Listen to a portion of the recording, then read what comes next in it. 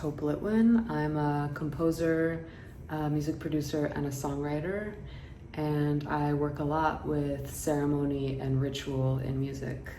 I have been traveling a lot this year, learning from, studying with, and gathering information about just the different ways people are using music and ceremony around the world. I find that in our times, societal collapse right now, the art of gathering has been a main focal point for me because I find that it's what people are craving most. So when I think about curating, when I think about writing a piece and inviting people to participate in this piece, either as like an audience member or as a performer, I've noticed that now, contemporary times, I find this need to zoom out and think more about like the social curation part of the entire gathering, and like on a more meta scale,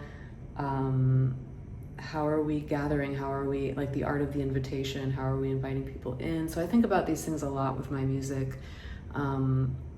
Putting notes on the page is kind of the very last moment. There's a lot more curation and consideration that goes into environment, into socially who's in the room, into this idea of ceremony and guiding ceremonies.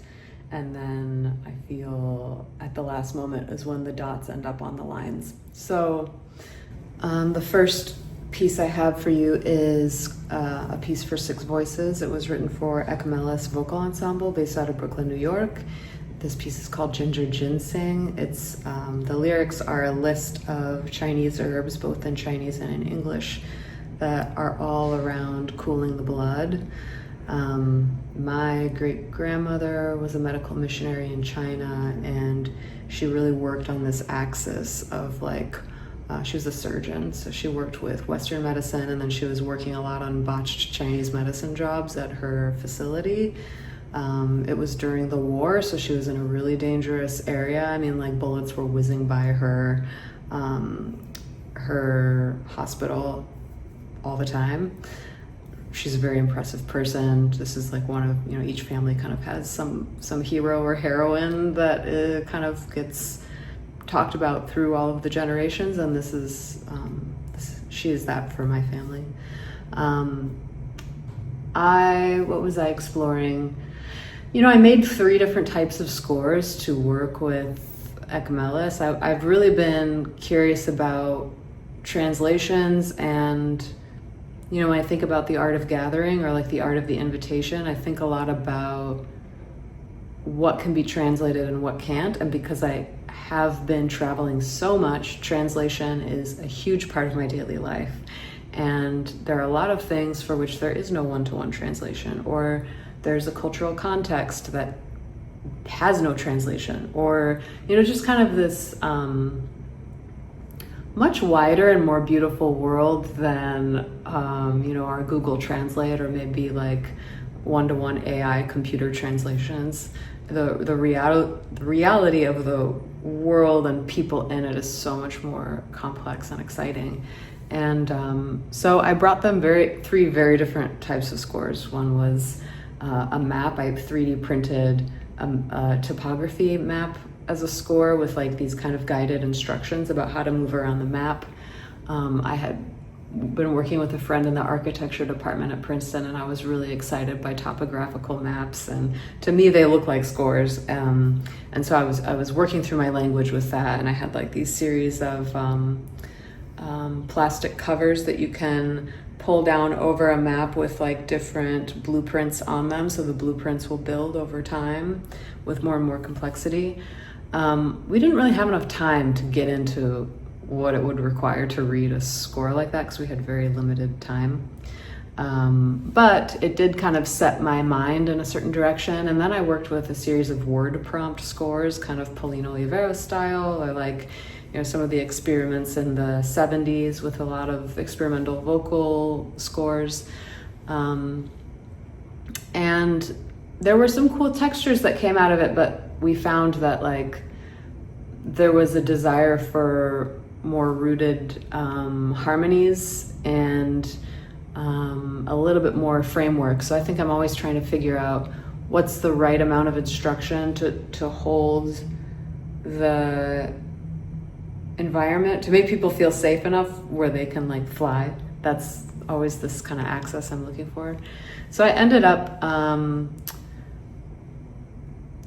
arranging and composing some vocal, maybe more traditional like vocal choral stylings, and then had interjections of different types of scores throughout, so that we could have these seamless transitions into new territory or like sonic spaces that we're not expecting. Or I really love the element of surprise, like in life and in music.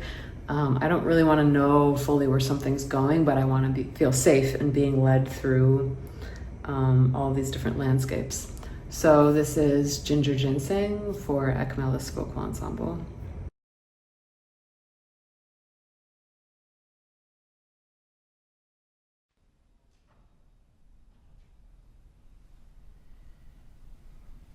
Ginger, ginseng, bupleurum, cinnamon, licorice, peony, rhubarb, tangway.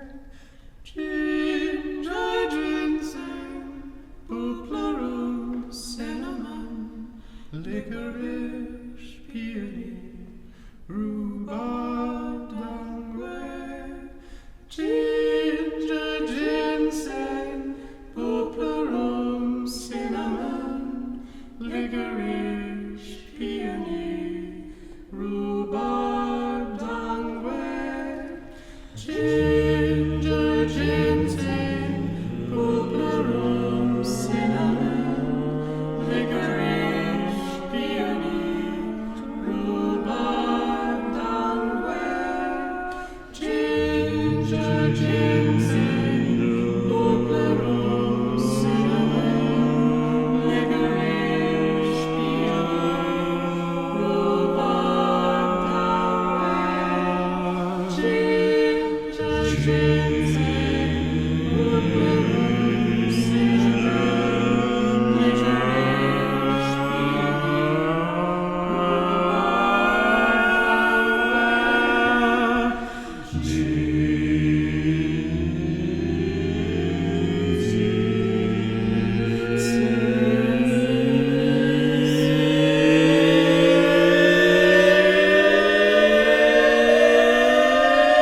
cinnamon, licorice,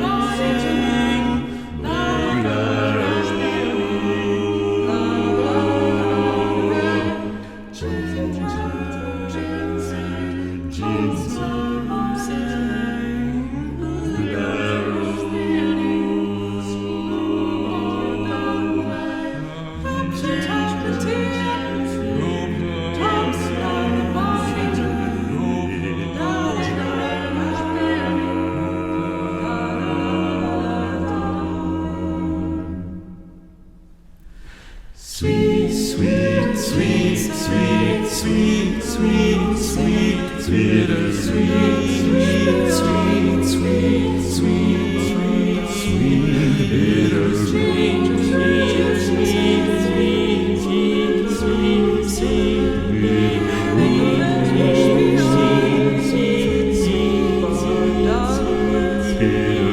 ginseng, root, root, root,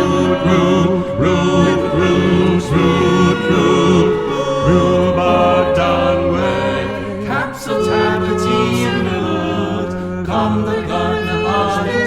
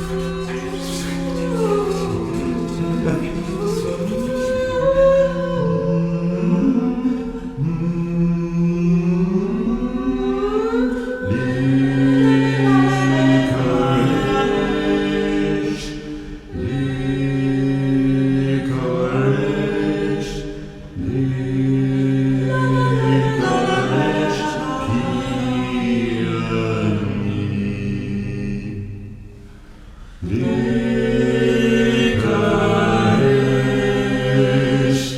licorice,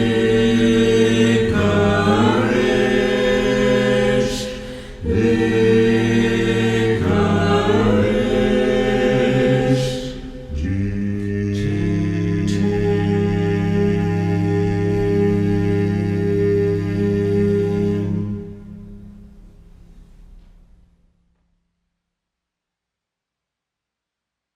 The second piece I'm going to offer you is a piece called Guided Meditation.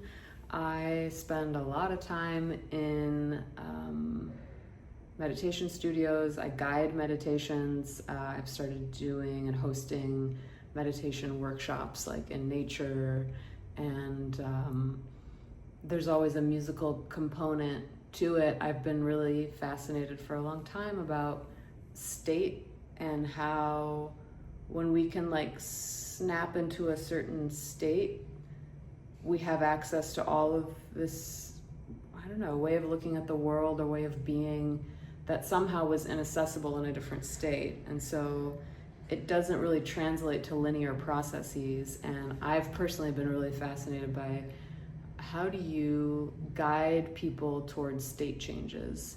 And what does that actually entail? It's not kind of moving alphabetically through sonic environments. It's a different thing is happening. And so I've been very curious about, well, what is that different thing that is happening, and how do you wield that thing, whatever that thing is? And that is actually what got me very excited about studying specifically ritual and ceremony, because I found in guiding people through ceremonies that state change created the most epic sonic landscapes, and it's still quite mysterious to me. It's still something that I'm working with, and that actually my thesis is on for my PhD at Princeton. So this is guided meditation written for Hub New Music.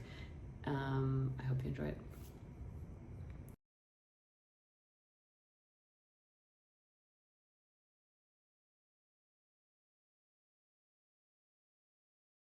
I invite you to close your eyes and rest in this opening prayer.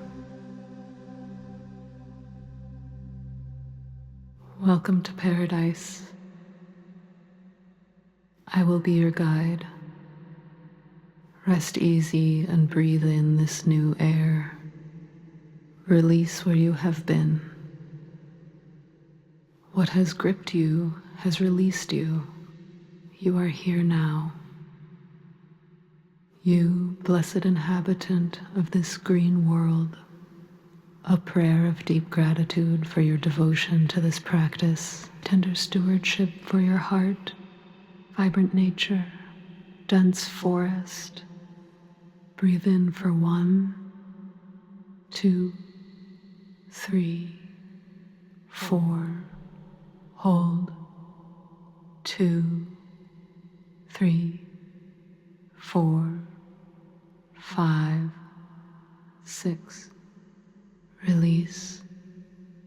2, 3, 4, 5, 6, 7, 8. Turn your attention towards your soft animal body. Allow your breath to sway in natural fluctuating tempos that ripple through your body in uneven patterns. Receptivity is magnetic, your tool for illumination. Breathe in for 1, 2, 3, 4. Hold. 2, 3, 4, 5, 6. Release. 2, 3, 4, 5, 6, 7, 8.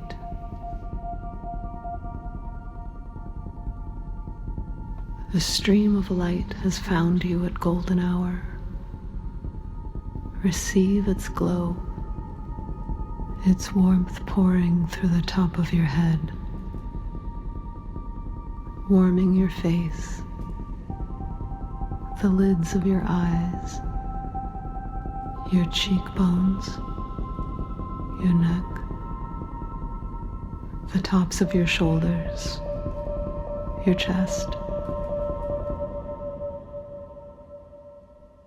Breathe in for 1, 2, 3, 4. Hold. 2, 3, 4, 5, 6. Release. 2, 3, 4, 5, 6, 7, 8. The forest floor where we sit is haloed by a vertical cliff of dark mountain rock, a cathedral of stone supporting a vibrant ecosystem of plant life and aviary luminaries.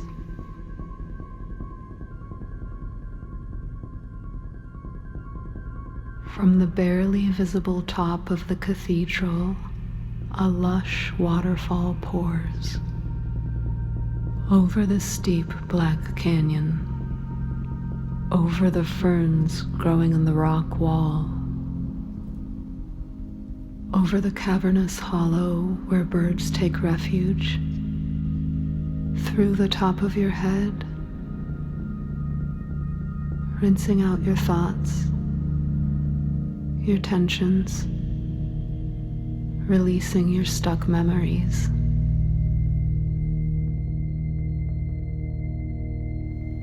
Your skull an empty vessel for light and life.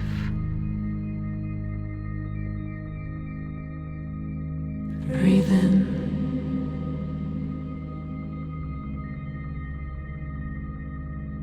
Breathe out.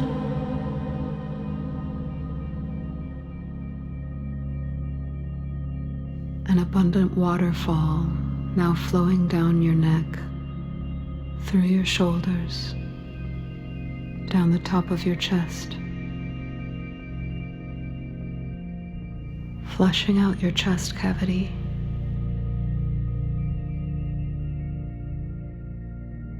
A rush of velvet water surrounds your heart.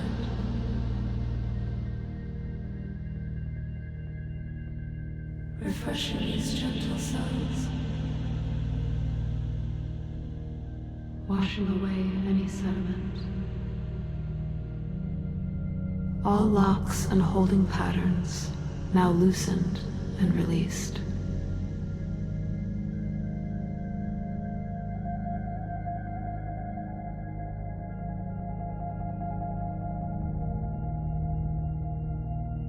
Water cascading down your arms, pooling in your hands, rolling through your fingertips, releasing from your body and into the molten core of deep earth.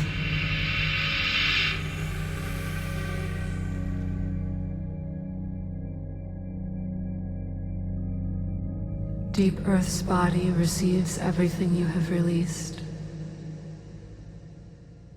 everything you are releasing, everything you wish to release still.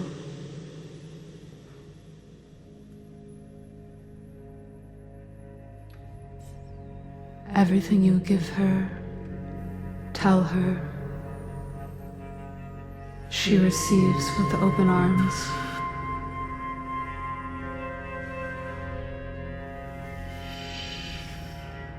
Continuous water rushes from the top of your head through your body, pooling in your pelvic girdle, cascading down your legs, thighs, knees, ankles,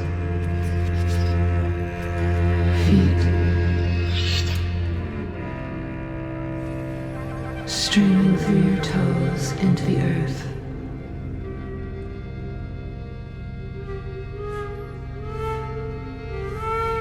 Release your shoulders.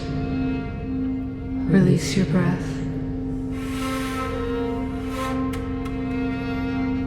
You are nature.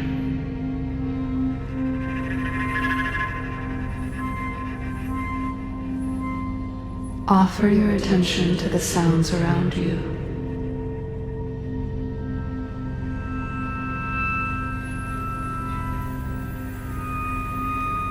What birds fly in front of you?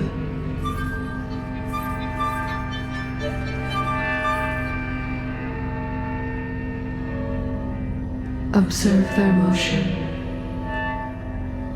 their choreography. How do they move?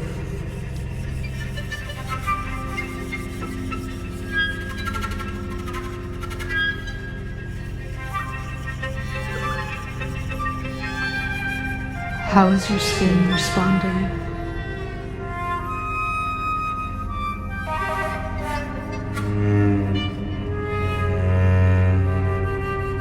Feel your breath widening the circle of awareness around you.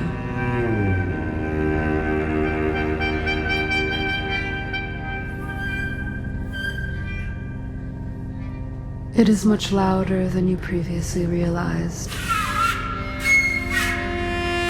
This verdant tapestry is bursting with life. Lush overtones in this natural field of sound.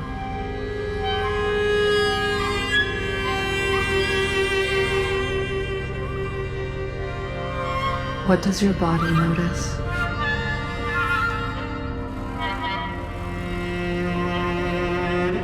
Low rumbles of water in motion.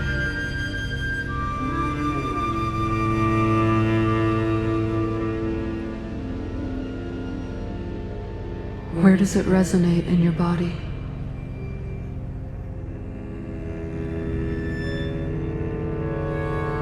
The rustling of leaves on the forest floor. In the canopy.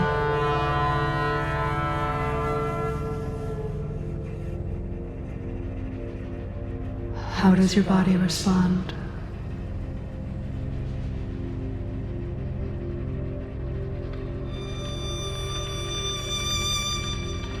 Enter into the consciousness of a flower.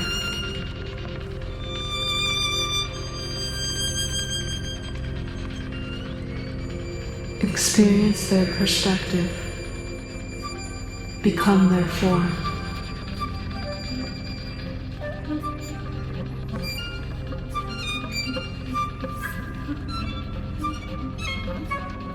Are you unraveling?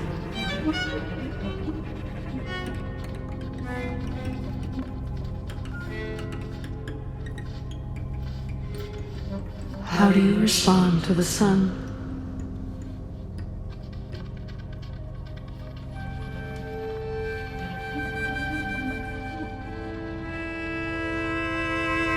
How do you respond to the rain?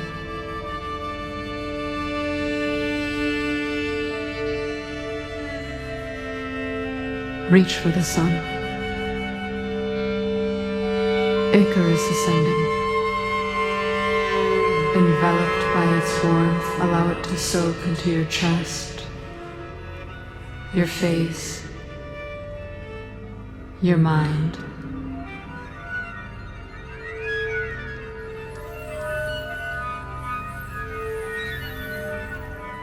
The sun now setting, begin your descent to the forest floor at your own pace.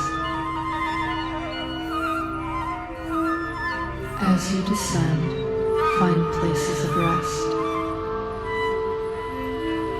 Find comfort in the canopy.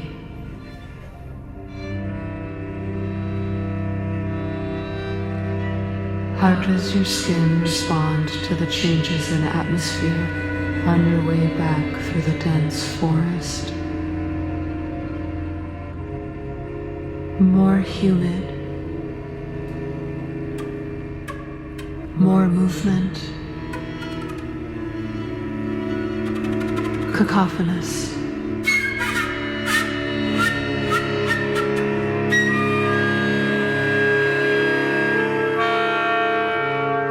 Encounter the songs of other birds.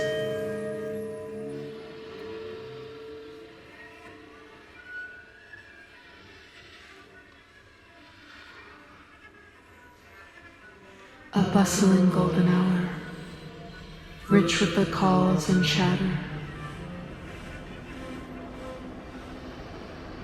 Call out to one another.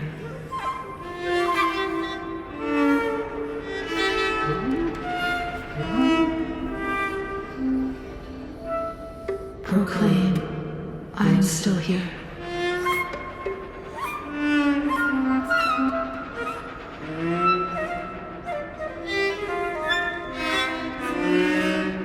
Find your way back slowly to the safe cave behind the waterfall.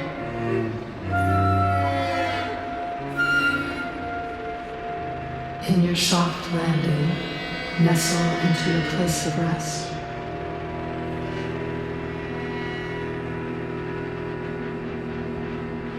How has the water changed?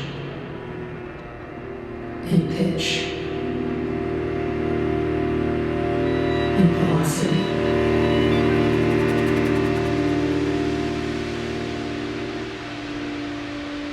Have the colors changed?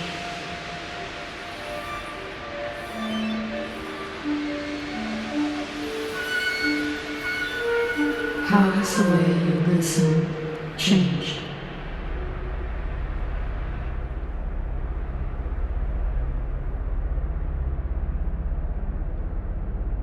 Your renewal flows from the top of your head through your body and disappears into the bottom of the earth. Release your shoulders. Release your breath.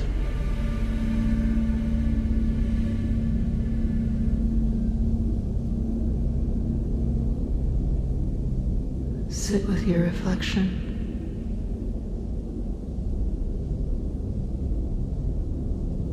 What does your body notice?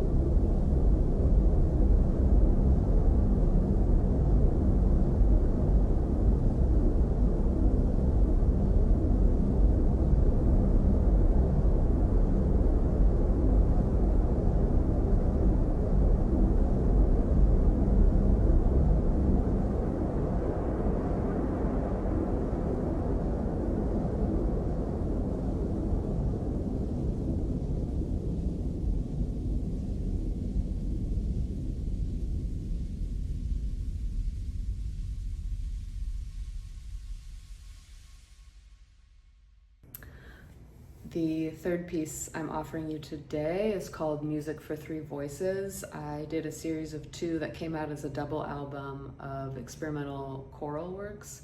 One was for 30 voices in the Princeton Chapel, and one was for 3 voices for Princeton Sound Kitchen. It's like a series that we have at the university.